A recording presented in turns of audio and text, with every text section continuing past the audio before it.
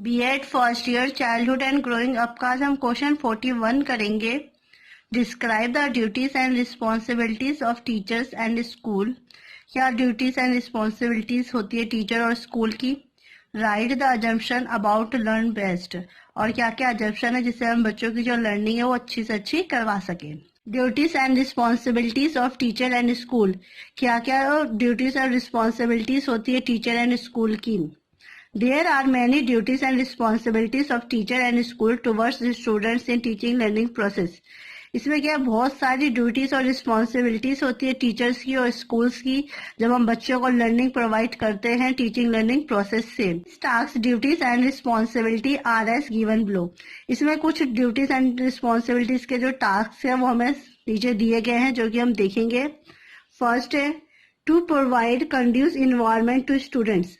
हमें बच्चों के हिसाब से जो इन्वायरमेंट होता है वहाँ का जो वातावरण होता है इस तरीके से प्रोवाइड करना चाहिए जिससे कि बच्चे जो होते हैं अच्छे से लर्निंग कर सके।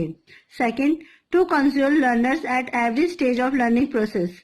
इसमें क्या होता है जो लर्नर्स होते हैं हमारे स्टूडेंट्स होते हैं उनके हर एक स्टेज में उनकी काउंसलिंग करनी चाहिए। देखना चाहिए जो टीचर्स होते हैं उन्होंने बच्चों को जो पढ़ाया उन्हें कितना समझ आया नहीं आया। इस तरीके से जो बच्चों की काउंसलिंग होती है वो उन्हें हर एक स्टेज में करनी चाहिए। थर्ड पॉइंट है to develop their specific abilities. बच्चों के अंदर क्या हमें स्पेसिफिक एबिलिटीज को भी डेवलप उसका विकास करना चाहिए। फोर्थ पॉइंट है to motivate the students to learning. हमें बच्चों को मोटिवेट करना चाहिए उनका उत्साह बढ़ाना चाहिए कि वो लर्निंग में अपना उत्साह दिखाएं लर्निंग करें। Fifth point to provide healthy environment to students to learning. हमें बच्चों के लिए एक हेल्थी इन्वायरमेंट अच्छा सा इन्वायरमेंट क्रिएट करना चाहिए जिससे कि जो बच्चे होते हैं उनका खुद से लर्निंग करने का मन करे। सिक्स पॉइंट है to conduct various competitive activities in school.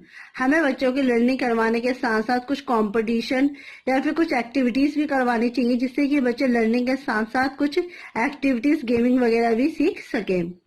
Seven point to provide freedom to students. हमें बच्चों को आजादी एक तरीके से फ्रीडम भी देनी चाहिए जिससे वो खुद से भी चीजों को सोच के कर सके और उन्हें इस तरीके से ना लगे कि हाँ हमने उसे जैसे किसी बंदिश में रखा गया है या फिर किसी काम का कुछ ज्यादा ही बर्डन दिया गया है। Eighth point to create cooperative behaviour among students and teachers. हमें बच्चों के साथ एक कोऑपरेटिव बिहेवियर रखना चाहिए जिससे जो टीचर्स और बच्चों के बीच का जो तालमेल होता है उनका जो बिहेवियर होता है वो अच्छे से हो सके जिससे जो बच्चे होते हैं अपने प्रॉब्लम्स टीचर से शेयर कर सके। इस तरीके का जो बच्चों एंड टीचर्स के बीच का इन्वायरमेंट क्रिएट होना चाहिए। नाइन्थ पॉइंट है to solve the problems of students. कोई भी प्रॉब्लम्स हो तो जो टीचर्स होती है उन्हें बच्चों की हर एक प्रॉब्लम को सॉल्व करना चाहिए इसमें बच्चों के साथ देनी चाहिए। Tenth point two develop positive attitude among students towards learning. हमें बच्चों की ओर क्या होता है बच्चों को इस तरीके से हमें उनका विकास करना चाहिए जिससे कि जो बच्चों की जो लर्निंग होती है जिससे बच्चों को पढ़ाई करने का मन करे उनके लिए पॉजिटिव थिंकिंग लानी चाहिए। पॉजिटिव वे में हमें बच्चों को समझाना चाहिए जिससे कि ज्यादा से ज्यादा बच्चे अपनी लर्निंग अच्छे से कर सकें। 11th point to create interest among students to learn. हमें बच्चों को लर्निंग करवाने के लिए उसमें अच्छी अच्छी इंटरेस्टिंग चीजें लेके आनी चाहिए। एक्टिविटीज गेमिंग के थ्रू बच्चों को पढ़ाना चाहिए जिससे जो बच्चे अपने लर्निंग में इंटरेस्ट ले सकें और खुद से वो पढ़ने की कोशिश कर सकें।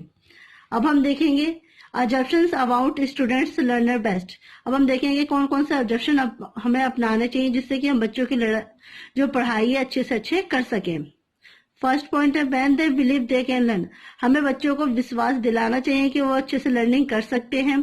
Second point in different ways and at different rates. हमें बच्चों को अलग अलग तरीके से अलग अलग आइडिया से उन्हें पढ़ाने के लिए कोशिश करना चाहिए जिससे वो खुद से लर्निंग कर सके। Third point when the classroom and school environment support their emotional social cultural and educational needs. हमें बच्चों के लिए इस तरीके का क्लासरूम और स्कूल में इन्वायरमेंट क्रिएट करना चाहिए जिससे कि बच्चों को इस तरीके से लगे कि उन्हें सपोर्ट दिया जा रहा है उनके इमोशनल एक्टिविटीज में सोशल में समाज के साथ कल्चरल एक्टिविटीज में और जो उनके पढ़ाई में जो भी दिक्कत आ रही है उस चीज में। फोर्थ पॉइंट है when the learning is authentic that means involves real world problems. बच्चों की लर्निंग इस तरीके से करवानी चाहिए जिससे कि जो उनकी प्रॉब्लम होती है उन्हें ऐसे लगे कि वो वर्ल्ड की प्रॉब्लम है उसे खुद से वो सॉल्व करने की कोशिश कर सके और उस प्रॉब्लम को सॉल्व करें। When they feel respected. इसमें क्या बच्चों को लर्निंग करवाते करवाते हमें इस तरीके का भी ध्यान देना चाहिए कि उन्हें ऐसे लगे कि उनकी रिस्पेक्ट की जा रही है उनकी रिस्पेक्ट भी होती है। 6 point, when there is a positive relationship between teacher and students. इसमें क्या होता है, टीचर्स और बच्चों के बीच में एक पॉजिटिव रिलेशनशिप होना चाहिए जिससे कि वो अपने एक दूसरे से बातें शेयर कर सके, जो भी उनकी प्रॉब्लम्स हो उसे शेयर कर सकें। 7 point, when teachers provide explicit feedback designed to reduce the gap between a student's current and a higher level of understanding।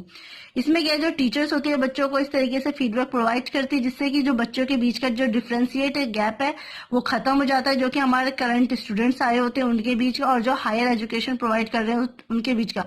इसमें इस बच्चों को इस तरीके से ट्रीट किया जाता है जिससे कि जो उनकी अंडरस्टैंडिंग होती है, उनके तालमेल होता है, वो एक जैसा होता है, वो एक दूसरे के साथ अच्छे से रह पाते हैं बिना किसी भेदभाव के। ये थी हमारी आज की वीडियो। आई होप आपको आज की वीडियो पसंद आई होगी। प्लीज मेरे वीडियो को लाइक, कमेंट एंड सब्सक्राइब कीजिए। Thanks for watching.